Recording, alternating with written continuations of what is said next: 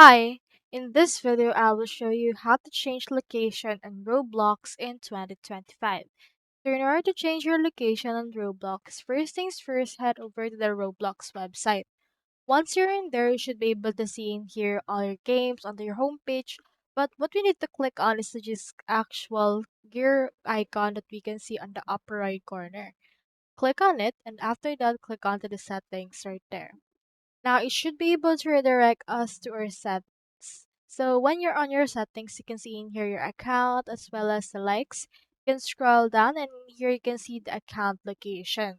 So as you can see, my account location is currently on Philippines. This because I have created my Roblox account when I'm currently in the Philippines. So what we can do in this case is we can just head over and open up a particular VPN and I'll connect to USA. So let me just connect in there.